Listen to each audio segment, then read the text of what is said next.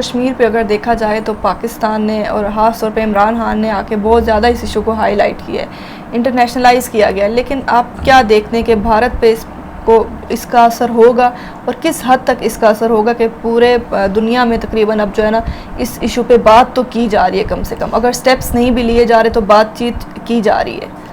देखो बातचीत भी हो रही है, लेकिन दूसरा एक बहुत बड़ा इफेक्ट जो आया ना वो ये है कि भारत बदनाम हो रहा है। बिल्कुल, बहुत सारे मुल्क भारत के ऊपर लान तान कर रहे हैं। यूरोपियन यूनियन ने अभी इसका नोटिस लिया। भारत ने एक दुनिया में अपना एक झूठा फ्रॉड करके एक झूठा इमेज बनाया हुआ था कि जी बहुत बड़ी जमहूरियत है, ये हमें पता था कि ये अंदर से क्या बना है। फिर रखा हुआ था जी बहुत बड़े सेकुलर स्टेट है, बिल्कुल हमें पता था कि ये कितने मुतअस्सब लोग हैं। लेकिन दुनिया के लिए ये एक शराब था, एक धोखा। Shining India, shining India. आज बहुत कुछ नज़र आ रहा है हमें और दुनिया भी देख रही है, ये भारत की बदनामी है। बहुत सारे मुल्क, बहुत सारे इंटेलेक्चुअल वो ये बात कर रहे हैं बाहर कि हम तो समझते थे भारत की बड़ी वैल्यूज़ है, ये वैल्यूज़ हैं इन लोगों की, ये जुल्म कर रहे हैं अपने लोगों पे, इस तरह गाय के नाम पे लिंचिंग हो रही है। ये वो चीज़ें हैं जो अब भारत के बारे में पहले नहीं सुनी जा रही थी, अब पब्लिक में आम हो रही है।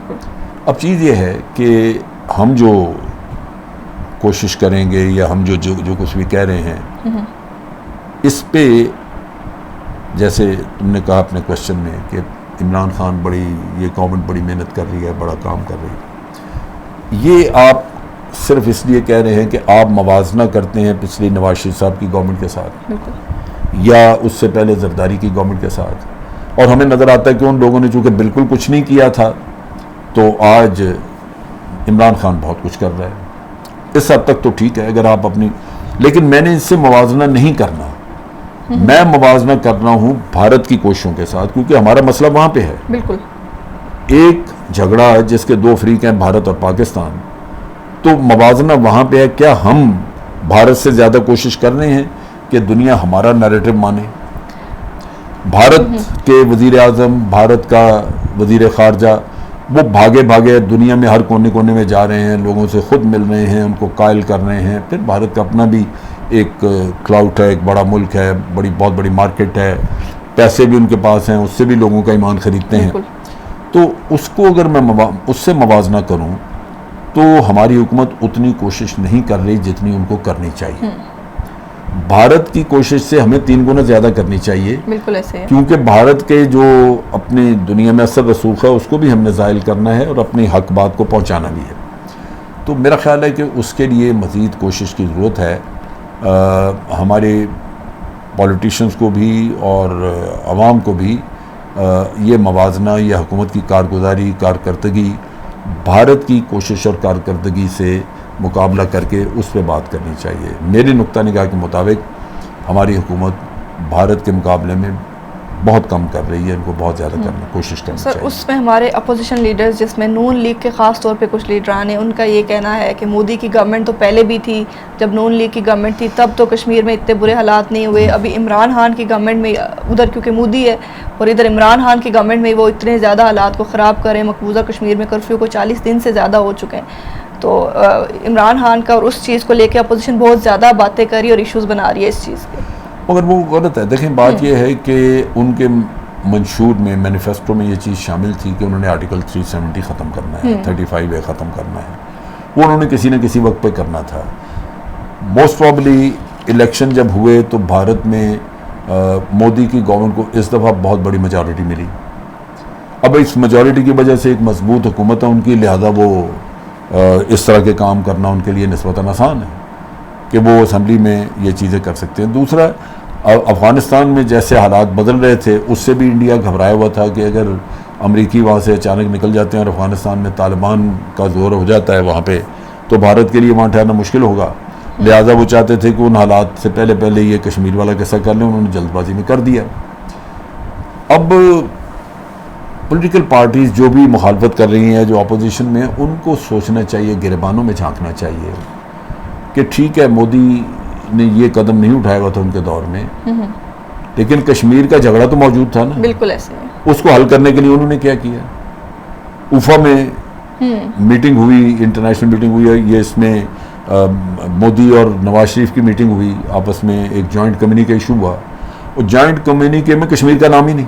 ऐसे जब पूरे पाकिस्तान ने बावेला मचाया और इस पर बड़ा क्रिटिसाइज़ किया, तो जो इनके सरताज अजीज़ साहब थे वो फिर आगे यहाँ सफाइयाँ पेश करते रहे। मियाँ साहब तो मेरा ख्याल है सऊदी अरेबिया चले गए थे, वो अपनी सफाइयाँ पेश कर रहे थे जिसमें रोना धोना कर रहे थे कि नहीं जी इसको यूँ समझें और ये समझें। फिर बाद में जब कश्मीर का हमने नाम लिया तो जो मुज़ाकरात वगैरह की बात थी वो इंडिया ने ख़त्म कर दिया, कहा जी हमने मुज़ाकरात ही नहीं करने। तो ये चीज़ें जो हैं ये हमें भी हमारे आवाम को समझना चाहिए। पॉलिटिकल पार्टीज जो हैं ये सिर्फ पॉइंट स्कोरिंग एक दूसरे के ऊपर करने के लिए आवाम को धोखा देती हैं, झूठ बोलती हैं। ये झूठ है कि कश्मीर के ऊपर हमारी पिछली हुकूमत ने कोई काम किया, किसी ने कुछ नहीं किया। ये जो भी सूरत हाल आज पैदा हुई भारत की तरफ से या जो भी, ये हुकूमत ने, आज की हुकूमत ने डेफिनेटली कश्मीर के लिए, उसके कॉज के लिए पहले लोगों की निस्बत बहुत काम किया है। सर इसी मंथ क्योंकि इमरान खान की डोनाल्ड ट्रंप के साथ 1-2 मुलाकातें मीटिंग्स मुतवक्के हैं, तो डोनाल्ड ट्रंप पहले भी एक दफ़ा पेशकश कर चुके हैं सालसी की, दोबारा भी अभी कुछ दिन पहले उन्होंने सालसी की पेशकश की है। लेकिन अगर हमारे यहाँ भी देखा जाए तो सालसी तभी होती है कि दोनों पार्टीज़, दोनों फ्रीकें एग्री हों उस बात पे। लेकिन अगर इस केस में देखा जाए तो भारत तो कह रहा है, उसने सालसी से बिल्कुल इनकार कर दिया हर तरह से। तो फिर किस बेस पे डोनाल्ड ट्रंप बार बार सालसी की पेशकश कर रहे हैं, और वो क्या कामयाब हो पाएंगे अगर वो पेशकश कर रहे हैं, उसमें क्या वो देख के कर रहे हैं? देखिए डोनाल्ड ट्रंप सिर्फ अपनी रेलेवेंस बताने के लिए, क्योंकि पाकिस्तान के साथ भी इन दिनों में उनके कुछ ताल्लुकात बेहतर हो गए थे अफगान बातचीत की वजह से, तो वो एक सिचुएशन को जो अफगानिस्तान जो पाकिस्तान और भारत के ख़िलाफ़, भारत के दरमियान एक कशीदगी बढ़ रही थी, उसको कम करने की नीयत से वो बार बार ये बात कर देते हैं कि जी मैं सालिसी के लिए तैयार हूँ। लेकिन हमने ये देखना है कि क्या डोनाल्ड ट्रंप सालिसी अगर करें तो पाकिस्तान के साथ इंसाफ कर सकेंगे? इस पे मुझे शक है, क्योंकि अमेरिका की पॉलिसीज़ ऐसी हैं। ये सिर्फ डोनाल्ड ट्रंप का किस्सा नहीं है, उनकी स्टेट डिपार्टमेंट है, पेंटागन है, अमेरिकी कांग्रेस है, वहाँ पे असर रसूख है भारत का ज़्यादा, और भारत ने बड़ा एक प्लान तरीके से अपना असर रसूख वहाँ बढ़ाया है। उसका नतीजा हमने ये देखा है कि पिछले 18 साल में अमेरिका का साथ अगर दिया है दहशतगर्दी के ख़िलाफ़ जंग लड़ने में, तो वो पाकिस्तान ने दिया है। हमारी सरजमीन इस्तेमाल हुई हमारे, और इसी की वजह से हमने नुकसान बड़ा उठाया। हमारे अपने लोग जो फाटा में थे, ख़ास तौर पे वज़ीरिस्तान के इलाके में, वो जाके अमेरिका के ख़िलाफ़ लड़ना चाहते थे तालिबान की तरफ से, अफ़गान तालिबान की तरफ से। हमने रोका, हमने कहा जी नहीं, आप नहीं लड़ेंगे। उनका सवाल ये था कि जब रशिया ने, सोवियत यूनियन ने हमला किया तो आपने कहा जी जाके लड़ें, ये जहाद है। अब अमेरिका हमला कर रहा है तो आप कहते हैं जहाद नहीं है, ये कैसे हो सकता है? सो एक तजाद था हमारी बात में, वो हमारे ख़िलाफ़ लड़ना शुरू हो गया। उन्होंने कहा जी आपने अमरीकियों का साथ दिया है, अफ़गानियों का नहीं दे रहे, अफ़गानी हमारे भाई हैं, आप साथ देने अमेरिका का, लिहाजा हम आपके ख़िलाफ़ लड़ेंगे। लिहाजा वो हमारे ख़िलाफ़ लड़ना शुरू हो गए।